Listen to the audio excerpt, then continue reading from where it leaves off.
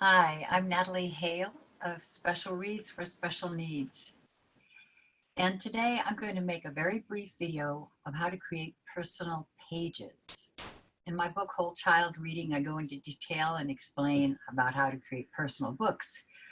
But what is not in the book is personal pages, and it's a fantastic tool. So I'm just going to talk you through it. It's very simple, very effective, very easy to do.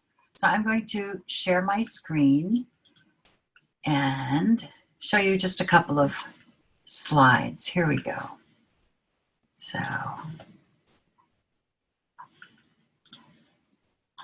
all right, personal pages.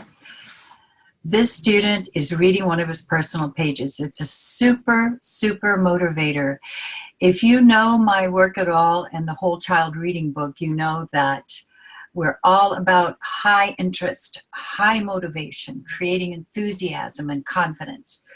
So this personal page is something that an educator or a parent can do in 5 minutes. And it's a tool that can be used all week. Because what I typically do is when I'm teaching a student, I'll create this in our session, and then his homework is that he has to read that piece of paper to somebody in his family once a day for that whole week until I see him next. Now, what is a personal page? It requires only loose leaf paper and colored pens. And the reason I use colored markers is that I always try to give the child or the teen control, some kind of control. So if they can pick the color they want, great. Now you notice the samples that I have there are all in gray. That's because they get to take the colored copy home and I just go to the photocopy machine and make a black and white copy for myself. So that's why you don't see it in color. But here's the advantage.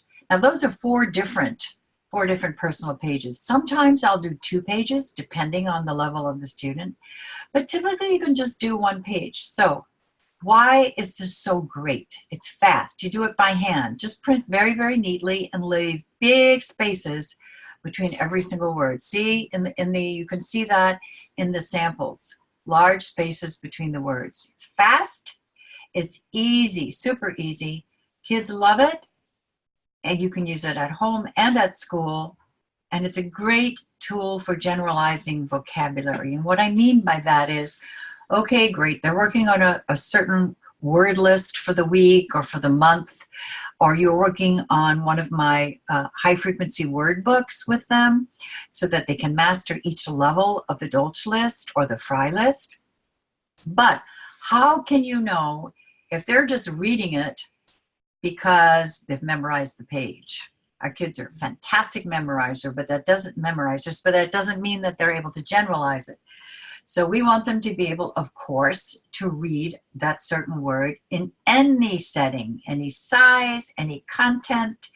So that's what these personal pages are so good for, all right? So I'm going to show, I think you can see my pointer here. All right. This child, I'll take this as an example. This child came in very upset because he's crazy about horses, and his mother had gotten him a horse watch and he couldn't find it. So instead of being able to focus on reading, he came in all upset about his lost watch. So to get him out of that, to move him out of that, we did this. My horse watch. Eduardo said, "Where is my horse watch? I cannot find it. Is it in my room? Is it on my bed? No. Where is my horse watch?" Well, by this time, of course, Eduardo is completely engaged in the personal book. So after I write it out, I turn it around and he reads it. And then he takes it home. I make a copy. Like I said, it's just a black and white copy. He takes his color copy home. His mom then keeps a record of these in a 3-ring binder. So she has a whole collection of these. And this is very important, especially for reviewing vocabulary. Okay, so in this, well, you can see Eduardo gets mad more than once. All right, so this day he was just mad, period. All right, no particular reason. So after 5 minutes or so of trying to engage him, then I wrote this. Today, Eduardo is mad. He's sitting on the floor. Why is Eduardo mad? I do not know why he is mad. Now, this is just one of 2 pages. You see, this was page 1. So I went on and wrote a page 2, which got him off the floor and into working with me.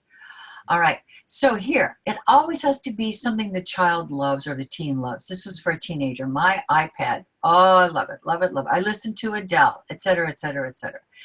Now, Marianne, this young man that you saw in the previous slide has a girlfriend, and that's her name, Marianne. Do you think he's motivated to read about Marianne? You bet he is. She is beautiful, has beautiful black hair. Her hair is short. She is pretty. I like Marianne because she's nice, and we have fun together at camp. So this is his level. All right, this is his reading level. You just write at the level. And in this case, with this student, we're working on fluency. All right, he's got comprehension down when it's about something he loves, right? But we're working on fluency and speed. So that is, I'm going to stop sharing my screen now. All right, so that is what a personal page is. And you keep copies if you're the educator, and you are, or the parent, you keep a copy, and if you're the parent, you're going to send a photocopy into the school so that the teacher could, if the teacher's not doing this, then this is a great opportunity that the teacher has somebody listen to him read this once a day or her read this once a day. And if the teacher creates one at school, fantastic. Then she can send, like I do in my private sessions, then she sends it home with the parent. So that's what a personal page is. And trust me, the kids love it. I got a text from one of my moms. So I'm going to read that because she says, this is a new student, but I created a personal page for him last time, right? She said, he really loves reading the personal story you wrote. He insists that we both jump up and down after he reads it. Okay, that gives you some idea. This really works. So enjoy it, and good luck.